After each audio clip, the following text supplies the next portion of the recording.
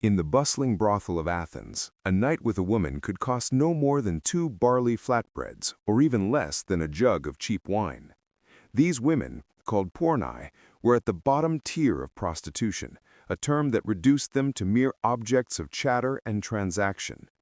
Court speeches by figures like Dio and Lysias suggest that pornai often served 6 to 10 men a day, earning barely enough to buy a small portion of lentils. Meanwhile, the brothel owners grew rich, with part of their earnings flowing directly into the city's treasury through taxes. Athenian law imposed no minimum age for entering prostitution. Archaeological evidence and historical records reveal that girls as young as 10 to 13 were exploited in these establishments. Each enslaved girl bore a permanent brand on her thigh, burned into her skin with hot iron, marking her as living property. Life inside these houses was brutally harsh. If a girl refused to work, she could expect horrific punishment, public whippings, starvation for days, or worse. The arrival of a new girl was marked by a particularly cruel ritual. She would be assaulted in full view of other women and regular patrons. An account from a man named Pappy of Thessaly claimed this was deliberately done to crush her spirit and extinguish any hope of escape. Onlookers often jeered and laughed, turning the suffering into public amusement. A newly arrived girl was far more valuable than one who had been in the trade for long.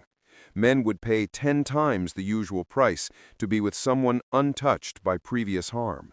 Writers of the time described such transactions casually, as if purchasing fresh fruit from a stall.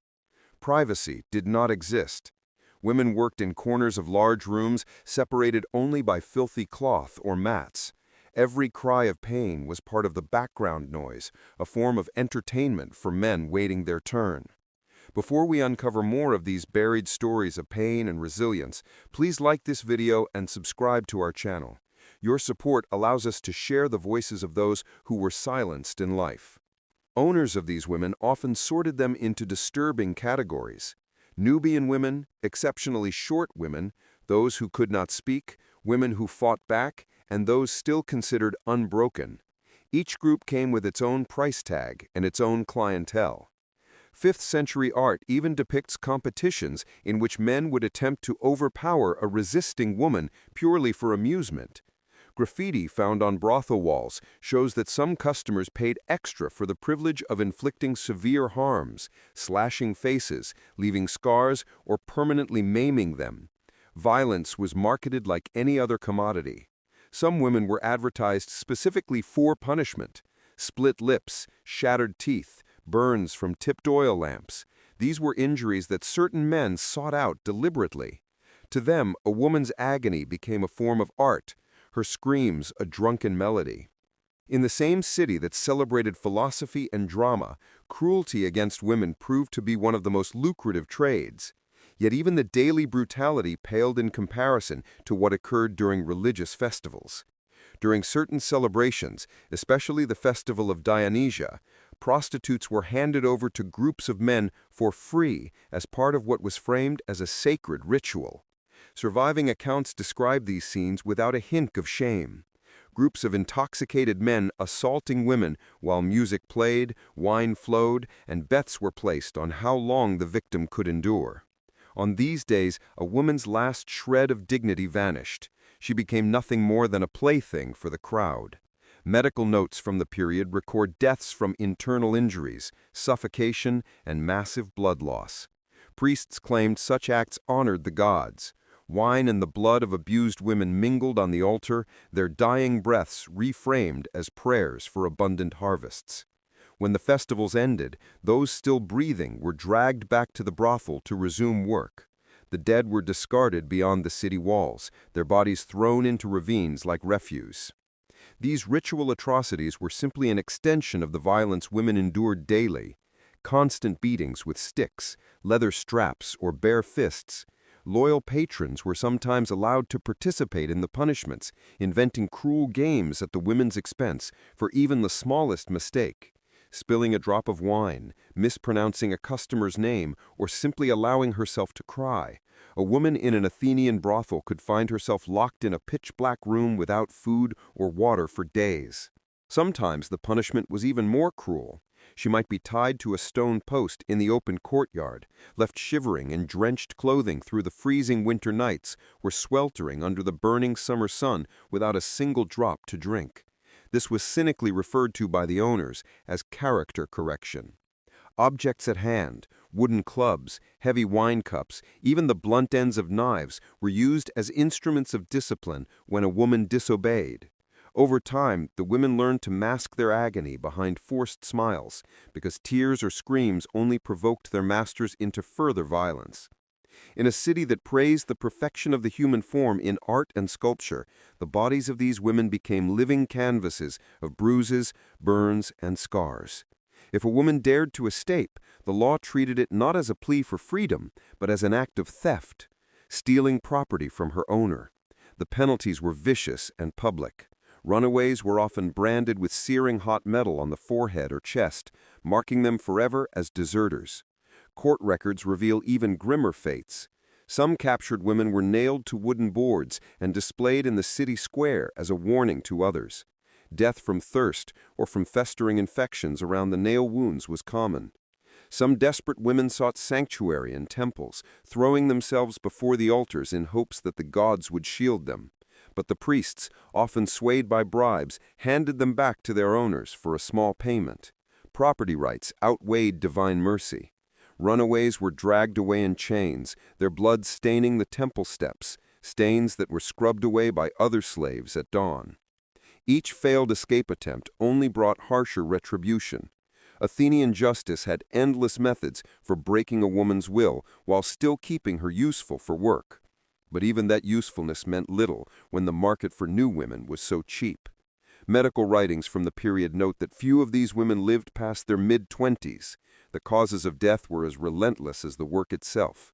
Sexually transmitted diseases, infections from untreated wounds, complete exhaustion, and the cumulative toll of malnutrition and repeated abuse.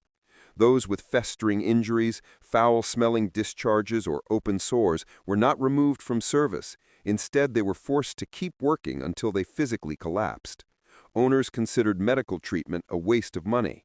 A new girl cost less than a physician's visit. Complaints from customers about the stench of rotting flesh and blood were met with beatings, as though pain could miraculously restore dying tissue.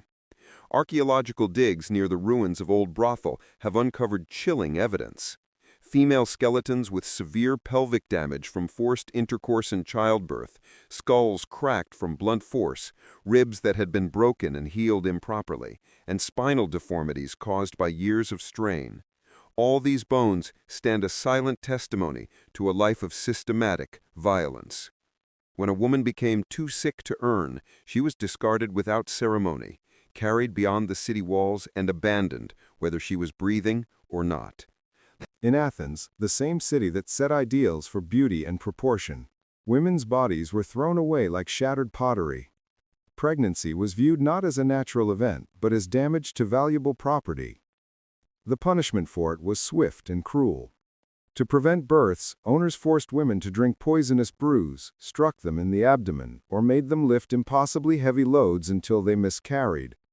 Ancient medical notes detail horrifying abortion practices, herbs that caused violent illness, boiling oil poured into the womb, or sharpened wooden sticks pushed inside. If pregnancy could not be stopped, the birth took place on the same filthy straw mat where customers were entertained. There were no midwives, no medicines, no sanitation. Many women bled to death or died from fever in the days after delivery. Archaeologists have uncovered tiny bones in drainage channels and rubbish heaps behind ancient brothels, infant remains discarded without care. The killing of newborns was routine, especially girls or children fathered by slaves. For many women, ending their child's life was seen as the only act of mercy they could give, sparing them the same fate they endured. Under Athenian law, these women had no standing as human beings. Their bodies and labor belonged entirely to their owners. They were forced to work under the weight of fabricated debts for food, clothing, and shelter. Debts that grew daily with interest and arbitrary fines. Refusal of a client, even one known for violence or dangerous demands, was impossible. Consent was a concept the law denied them entirely. Court documents from the era tell of women who tried to seek justice for mistreatment, but the system was stacked against them. A slave's word could not be used against a free man unless the woman was tortured first to verify her truthfulness. In the society that invented democracy, half the population, its women, were excluded from it entirely. And enslaved women occupied the very lowest rung, valued less than livestock, which at least were fed and sheltered regularly. And yet, on the rarest of occasions, a woman might catch a glimpse of something more, a possibility, however faint, to rise slightly above the misery. Sometimes it came through the favor of a wealthy patron who purchased her freedom, or through an owner who found profit in training her as a musician or dancer for higher-class entertainment. But for the vast majority, those moments never came, and the cycle of exploitation continued without mercy. Sometimes a woman might rise above the common ranks by becoming the favorite of her master or a wealthy patron. In such cases, she could be granted a private room adorned with fine jewelry, dressed in silks instead of coarse wool, and constantly attended to. Yet these so-called privileges were nothing more than the trappings of a gilded cage. Favorites understood that their position was fragile, entirely dependent on the shifting whims of a man who could, without warning, send them back to the crowded common brothel, or even have them killed for the smallest act of disobedience.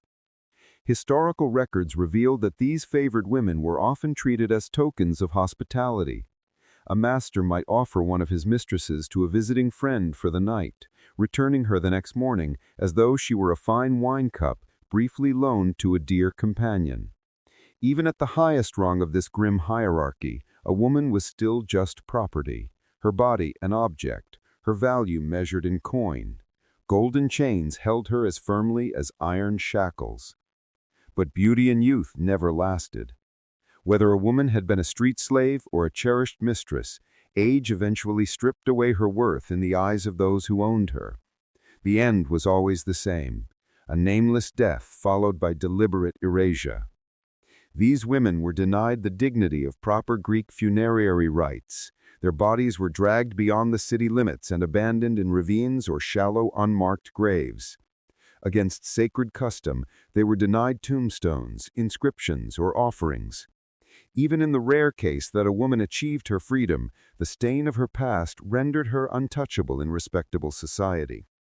Former prostitutes were excluded from civic life, becoming living ghosts, present but erased, as though they had never truly existed. Archaeologists have uncovered female remains mingled with discarded pottery shards and heaps of household refuse, stark proof of a final resting place that reflected their perceived worth, less than human. No grave markers, no names, no memory. In a culture that immortalized its warriors and kings in epic verse, the lives of these women vanished without a trace. Their suffering was too common to be preserved in poetry. Yet the cruelty extended beyond forgetting. It was woven into entertainment. Comic playwrights such as Aristophanes depicted prostitutes as crude, lustful, and worthy only of mockery or violence. In Athenian theaters, crowds roared with laughter at stage scenes of rape, beatings, and public humiliation. The pain of women was served up as comedy. In homes, painted pottery displayed scenes of gang assaults, torture, and other acts of cruelty, decorating wine cups and dining vessels. Violence against women became a motif of domestic art, so normalized it blended into the fabric of everyday life. Poets sometimes celebrated the elegance of high-class courtesans, but women from brothel appeared in verse only as objects of ridicule. Their cries of pain were twisted into rhymes, their tears reduced to metaphors for rain or morning dew. In a society that elevated tragic theater into a form of high art, the true tragedies endured by living women were transformed into jokes. Athenian culture perfected the skill of turning away from the suffering of those it deemed undeserving of compassion, a willful blindness that allowed its economy to thrive on the exploitation of the powerless. Brothels paid steady taxes into the city's treasury, and the buying and selling of women was a lucrative business. Democracy flourished in a society where half the population lived in bondage, and women were shut out of political life entirely. While Socrates debated the meaning of virtue in the public square, just a few streets away, hundreds of women were being traded as human commodities. While Pericles spoke of Athens' noble spirit, the city enriched itself through organized human trafficking. The marble of the Parthenon, the grandeur of its temples, the stages of its theaters, all were supported by the profits of an economy that consumed the lives of women. The splendor of Athens was financed in part by the blood and bodies of slaves whose names history chose not to remember. Modern accounts of ancient Greece, whether in school books or tourist guides, often gloss over this reality. The dark underbelly of the classical world is sanitized or omitted as though acknowledging it might tarnish the glory of antiquity. The tens of thousands of women who endured this life remain absent from the official story, their pain erased from the narrative. Yet their absence is not silence. In the ruins of Athens their shadows still linger. The unmarked graves, the fragments of pottery bearing their images, the faint traces of graffiti in ancient brothels, all whisper the same truth. Their story deserves to be told. Thank you for watching this video to the end. If you found this content meaningful, please subscribe to our channel and share your thoughts in the comments below. Your feedback and honest opinions help us bring more of these hidden histories to